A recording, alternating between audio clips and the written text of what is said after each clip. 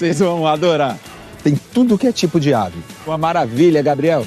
Sem falar dos macacos, rinoceronte, elefante e tudo que é tipo de mamífero. Eba! Agora o papai vai vender frutas e verduras para alimentar os bichos que vivem aqui. É, a maior responsa. Ah, olha lá o Felipe. Ele fez questão de acompanhar a gente nessa visita.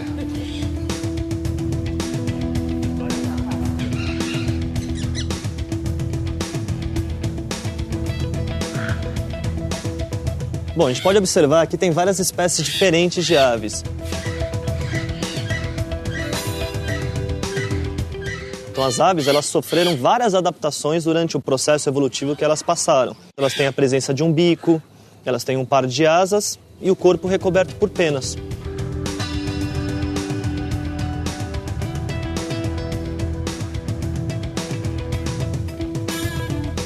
As asas é uma adaptação ao voo. Então isso é uma das principais características das aves. Se você observar a anatomia desse animal, os ossos são chamados ossos pneumáticos. É um osso oco, é um osso leve para conseguir voar. E as penas? Ela protege a ave contra o frio, porque é como se fosse um cobertor, mantém a temperatura do corpo da ave. A ave é um animal endotérmico, ou seja, um animal, como as pessoas chamam, de sangue quente. Ela produz calor e ela regula esse calor.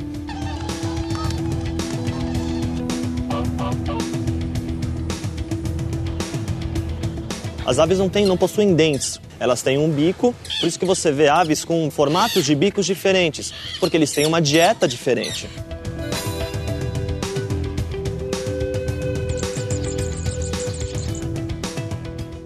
Bom, aqui a gente tem um grupinho de araras vermelhas. As araras, elas pertencem a um grupo chamado de psitacídeos.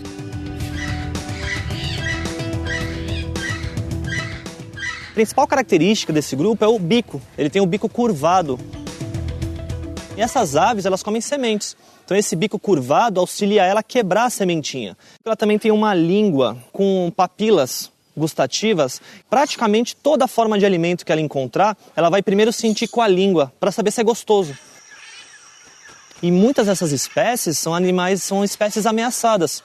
Isso devido à perda de hábitat, especialmente na região do Amazonas, região do Cerrado, da Mata Atlântica, e também devido ao tráfico de animais.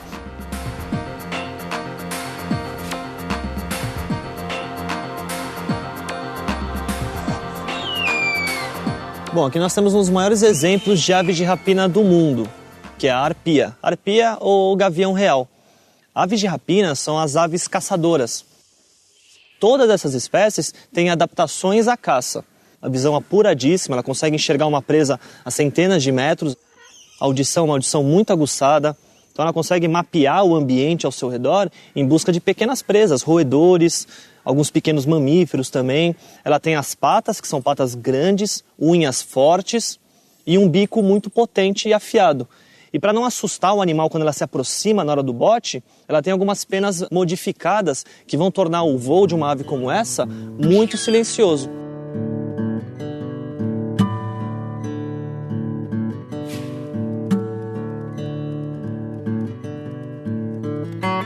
Bom, aqui a gente tem um grupo de aves aquáticas. As aves aquáticas, elas têm algumas adaptações para viver no ambiente aquático. Pode observar o bico, é um bico longo e filtrador.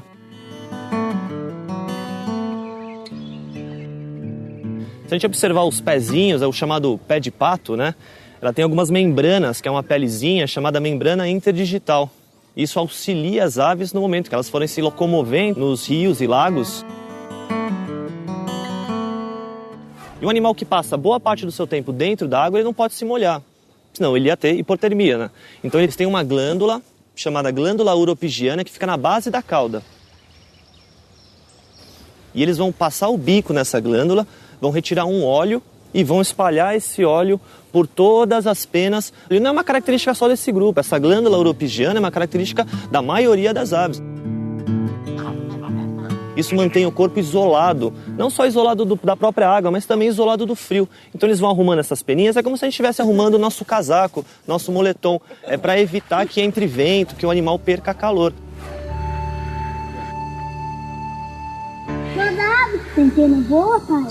Tem ave que voa e outras só conseguem correr. Não é isso, Felipe? É isso mesmo, a maioria das aves voam. Mas tem algumas espécies, Gabriel, que elas não conseguem voar. São chamadas aves corredoras. Elas possuem penas, como todas as aves, elas possuem asas também, mas são asas vestigiais, são asas reduzidas, não têm a função do voo. Então elas não desenvolveram pernas fortes, pernas longas, que é para ter essa capacidade de atingir grandes velocidades. Então a gente tem vários exemplos, temos aqui o emu, que é uma das aves símbolos da Austrália, é uma das maiores aves do mundo. Temos até um animal nativo do Brasil, que é a ema, muito conhecida, também parente do emu, e o avestruz, que é a maior ave do mundo. O avestruz pode chegar a 150 quilos facilmente, né? Um outro exemplo, que é um exemplo muito conhecido, é o pinguim. O pinguim é uma ave nadadora, ele passa mais de 6 meses só dentro da água. E no ambiente aquático não há necessidade de voar. Possui asas, claro que possui, mas são asas adaptadas como se fossem nadadeiras, né?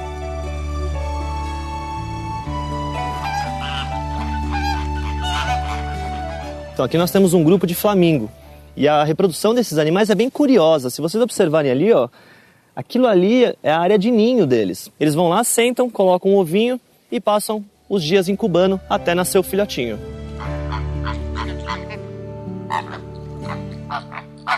Ali tem vários, cada um faz o seu? Cada um faz o seu. E se for bobo naquele meio, você perde o seu. Porque tem os preguiçosos também. Eles vão roubar um ninho do amigo do lado, porque o amigo do lado tem um ninho mais bonito, tem um ninho maior. Essa área aqui é o nosso interior da maternidade. Então aqui que a gente cuida dos filhotes e também faz a incubação dos ovos.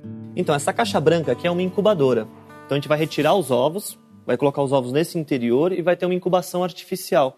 A gente vai controlar não só a temperatura, mas também controlar a umidade. E aqui a gente tem vários ovos, várias espécies de aves diferentes.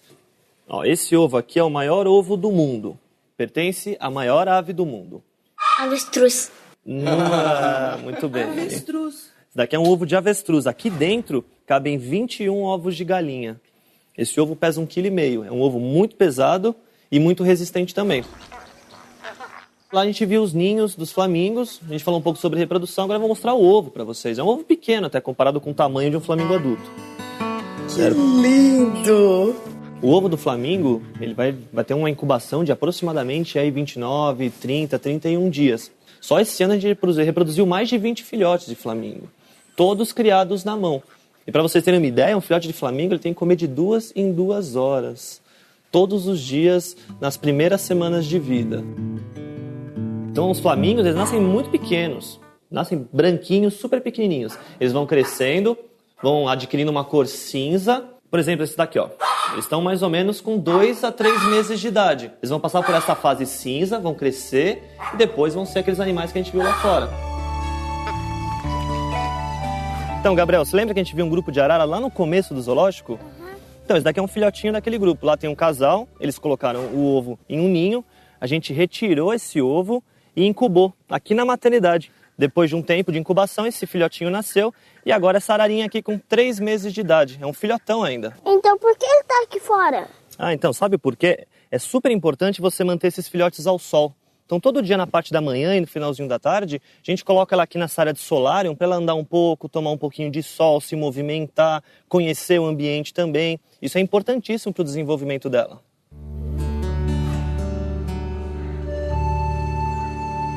Muito bacana esse trabalho de reprodução de aves em cativeiro, não é mesmo? E reprodução de mamífero vocês conseguem também? Conseguimos sim, de várias espécies até. O que é mamífero, mamãe? Mamíferos são os animais que mamam nas mães quando filhotes. Os cachorros, os gatos, a gente. A gente é mamífero? Você não mamou no peito da mamãe quando nasceu? Mamãe. Então, você é mamífero. É exatamente por isso. Os mamíferos, o nome mamíferos nasceu da ação de mamar. A mãe ela vai ter glândulas mamárias. Essas glândulas mamárias irão produzir leite no período que ela estiver amamentando o seu filhote. E os filhotes, quando nascem dos mamíferos, eles nascem de um período de gestação da barriga da mãe. São chamados animais vivíparos.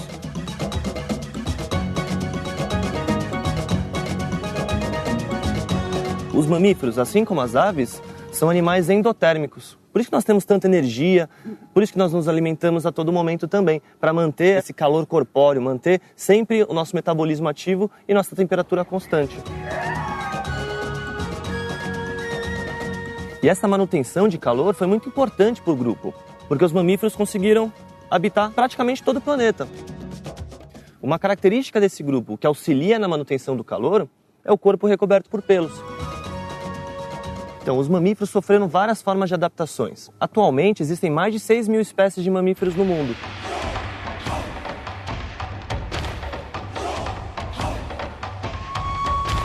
Algumas adaptações, como no caso a baleia, que é um animal aquático, ela não tem braço como nós, ela tem nadadeiras. Baleia não é peixe? Não, filho. Baleia é mamífero. Baleia parece o peixe, vive na água. Mas a baleia fêmea tem glândula mamária e elas amamentam os filhotes com leite. Nós temos várias espécies de mamíferos aquáticos, inclusive. Nós temos os marinhos e temos os de água doce.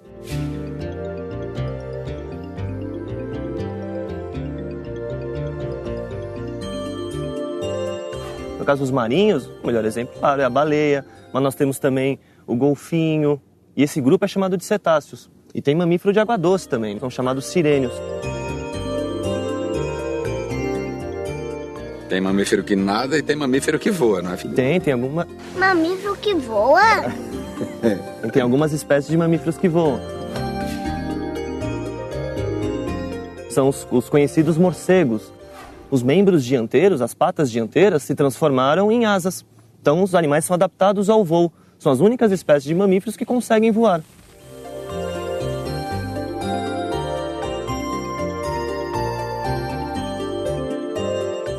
Tem até mamífero que bota ovo. Ah, peraí.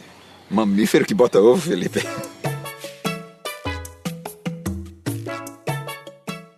Tem sim um mamífero chamado de ornitorrinco. Não só o botar o ovo que é o diferencial, ele também possui um bico. Então, um mamífero que bota ovo, que tem um bico, mas que tem o corpo recoberto por pelos. Além dos ornitorrincos, nós também temos outras formas diferentes de mamíferos, que no caso são os marsupiais. O exemplo mais conhecido é o canguru. Nos marsupiais, o filhote ele vai nascer pouco desenvolvido. E após o nascimento, ele vai subir e vai entrar em uma bolsa, que é uma bolsa que fica aqui na região da barriga, que é chamada de marsúpio. E nesse marsúpio ele vai terminar a sua fase de desenvolvimento.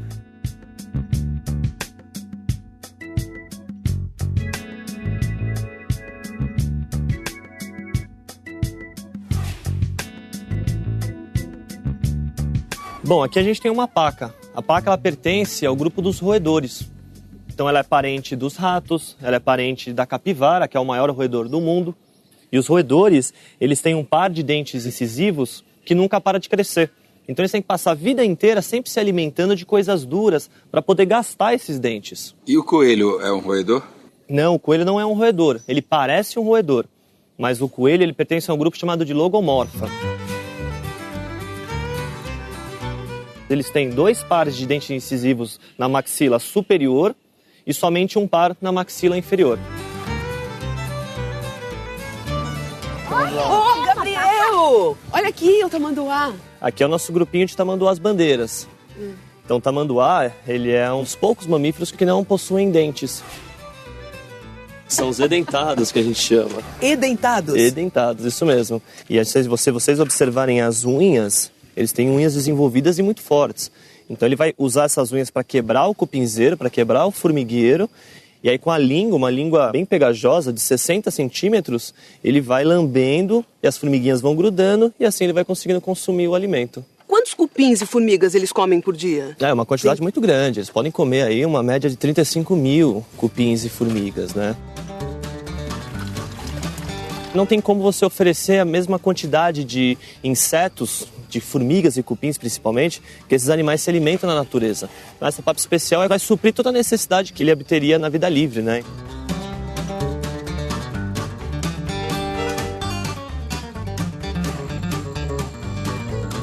Bom, essa daqui é a anta, é um dos maiores exemplares de mamíferos sul-americanos. E entre os mamíferos, ela está num grupo que é chamado os periciodáctilos, que são os animais que têm o número de dedos ímpar. Aqui no caso, a anta tem 3 dedos grandes. Temos outros exemplos conhecidos também, que é o caso do rinoceronte. E o nariz? Por que o nariz é assim? A gente chama de probóscide. Ela vai usar dessa mini tromba, né, para conseguir farejar o odor do ambiente e descobrir sua fonte de alimento, os vegetais e as frutas. Um animal símbolo do Brasil, especialmente daquela região do Pantanal, e é o maior mamífero terrestre que a gente encontra aqui no país. É um animal muito importante para a fauna brasileira.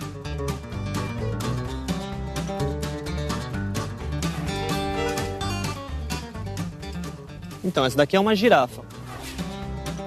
A girafa ela pertence a um grupo na classe dos mamíferos chamado de Artiodactylus, que são os animais que têm os dedos divididos em números pares. No caso aqui, a girafa ela tem o casco que a gente chama o casco bipartido, que é o casco dividido em dois, muito similar ao casco da vaca. A girafa ela é conhecida por ser o mamífero mais alto que existe. O macho ele pode passar dos 5 metros de comprimento, enquanto que a fêmea pode chegar aos 4, 4,5 de altura. Isso é devido ao tamanho do pescoço. Mas por incrível que pareça, o número de vértebras que ela possui no pescoço é o mesmo número de vértebras que nós possuímos também, que são 7. Só que as vértebras dela, obviamente, são alongadas. Então elas se alimentam de vegetais. E para colher esses vegetais, ela vai utilizar de uma língua áspera e muito comprida, de 30 centímetros.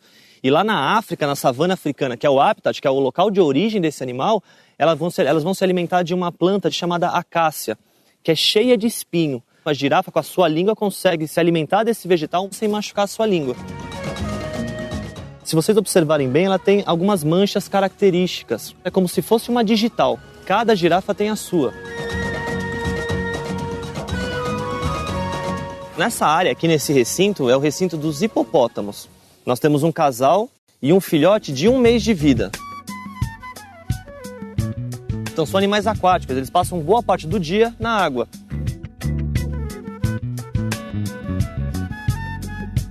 E para se proteger do calor, ele não só se mantém na água durante o período quente do dia, como também ele vai ter algumas glândulas na pele que vão secretar um óleo. E esse óleo vai funcionar como se fosse um filtro solar, que mantém a pele do hipopótamo sempre protegida. Felipe, quanto tempo o filhotinho fica na barriga da mãe? Varia um pouco, mas normalmente são 240 dias o período de gestação.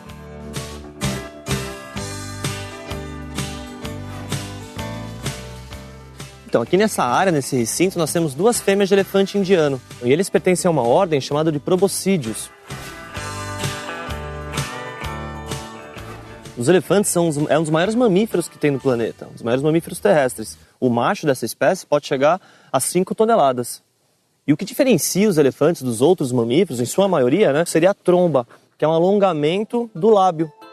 E essa tromba ele utiliza praticamente para quase tudo.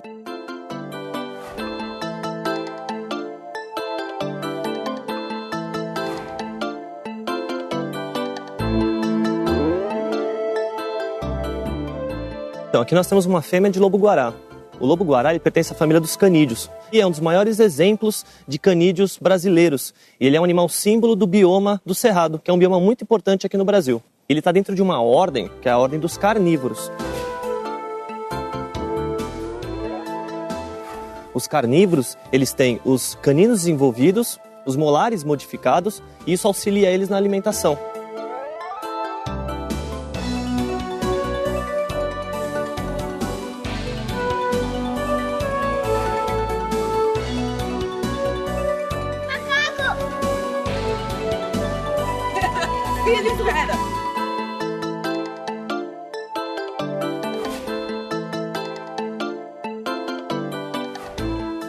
Ó, pessoal, isso daqui é um primata amazônico conhecido como o acari vermelho. É uma espécie muito rara de primata.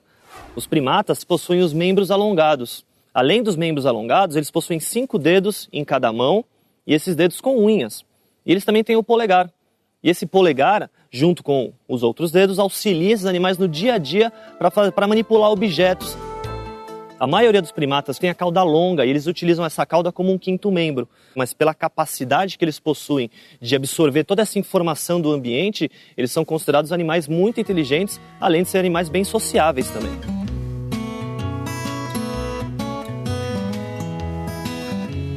Como é a gestação deles, Felipe? A forma de gestação que os primatas, em sua maioria, possuem é muito similar com a nossa. É que o tempo ele vai variar de espécie para espécie. E uma outra curiosidade desse grupo, o cuidado parental, ele é muito intenso.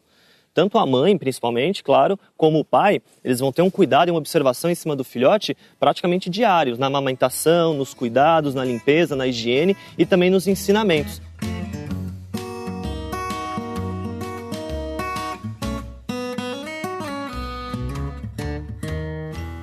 E entre os primatas estamos nós, os seres humanos. Vamos fazer uma foto da nossa família de primatas? Vamos registrar esse dia maravilhoso que passamos juntos. Vem, Felipe, você também. Sorrisos? 1, 2, 3. Olha, ficou ótima! Nossa, essa foi boa. Melhora. 1, 2, 3. Ficou lindo!